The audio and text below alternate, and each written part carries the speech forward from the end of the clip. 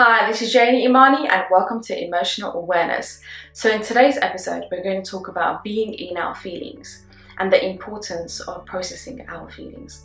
So emotions are very interesting because they're intangible, you can't see it, you can't touch it, and maybe that's the reason why so many of us believe that it's something that we can or should ignore. It's almost like we think it doesn't have real impact on our lives. So, you see people saying things like, oh, what's the point of talking about it?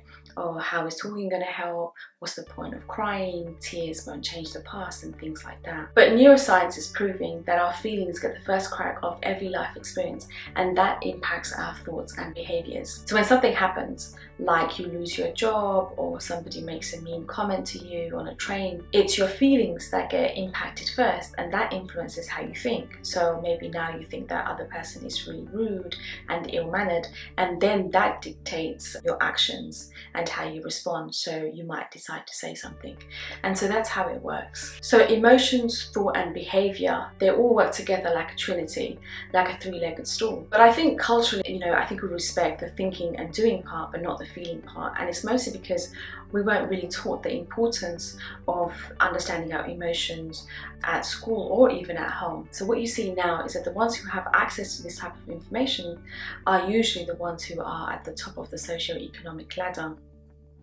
And so generally speaking, the non-white, less affluent communities are not aware of this type of information. Like they don't believe in going to therapy or seeking help or even giving themselves permission to feel as much. But that doesn't change the impact that it has on us. The consequences of not understanding our emotions or ignoring our emotions are still very high.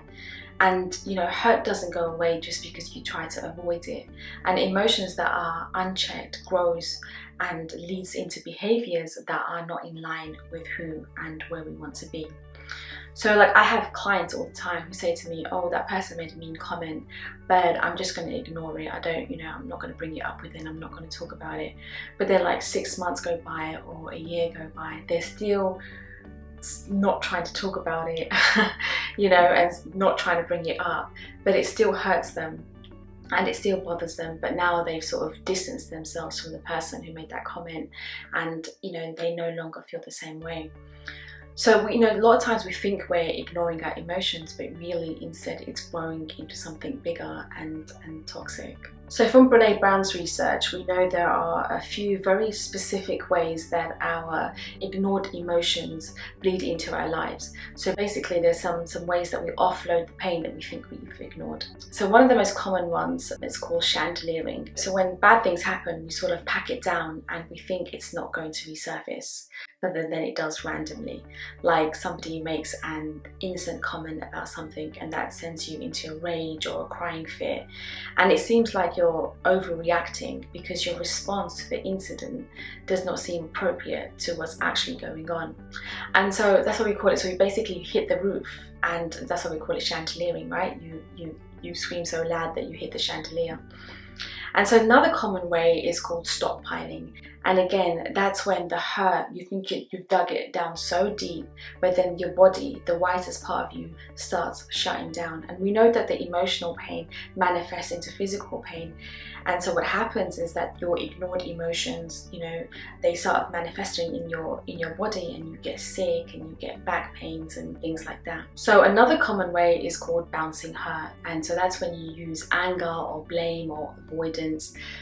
So instead of feeling the pain that you're supposed to feel, you sort of find fault in other people, or you start shouting and blaming other people and things of that nature. So these are some common ways that we think we're ignoring our emotions, that it actually, instead bleeds into our lives in the areas that it's not meant to. And so if you want to learn more about them, they're in the Rising Strong book by Brene Brown. So what you want to do is, instead of ignoring your emotions, is give yourself permission to feel what you need to feel. So, if you need to cry, if you need to be upset, if you need to be disappointed, whatever it is, you want to allow yourself to feel it. So in Brene Brown workshops that we hold, we even give people what we call permission slips, where we get them to write down whatever they need to feel. So give themselves permission to feel what they need to. And we often find that really helps as well. Because when you don't address your feelings, they just become bigger. It's kind of like when you've got a tooth pain, right? First it's a tooth pain, and then it becomes a cavity, and then like a root canal. And if you don't even address it then, they will have to remove your teeth. But instead, if you went to the dentist, they really could just fix the cavity.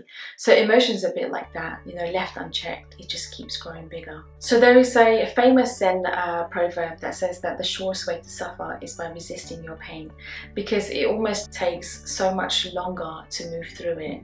And you know, the collateral damage is more as well the longer you leave it. And we live in a culture that diminishes the importance of our emotions, and we think, you know, that we are thinking machines that feel sometimes. But Antonio Damasio, he's a neuroscientist, and he reminds us that, you know, humans are not either thinking machines or feeling machines. We are actually feeling machines that think sometimes. And just because we feel all the time, it doesn't mean that we know how to manage our feelings at all. Like Brene Brown says, just because we fly all the time, it doesn't mean that we know how to fly. So give yourselves permission to feel whatever you need to, the hurt, the disappointment, the sadness, the pain. And I think a lot of the times we're afraid to feel the uncomfortable feelings. It's either because, you know, we think we're being ungrateful for what we have, or we think we're being negative and we don't want to be, or, you know, perhaps because you're male. Males definitely have less permission to feel than the female gender. Or, you know, sometimes it's because we're so busy that we haven't scheduled feelings into our lives. So, you know, I was talking to a friend the other day and she was going through something, and I was like, oh, you probably just need some time to grieve. You know, take some time out to sort of be upset about what happened. And she was like, no, I've got a lot planned, you know, I've got to take my kids to an amusement park. I don't have time for that. and so basically that's what we do.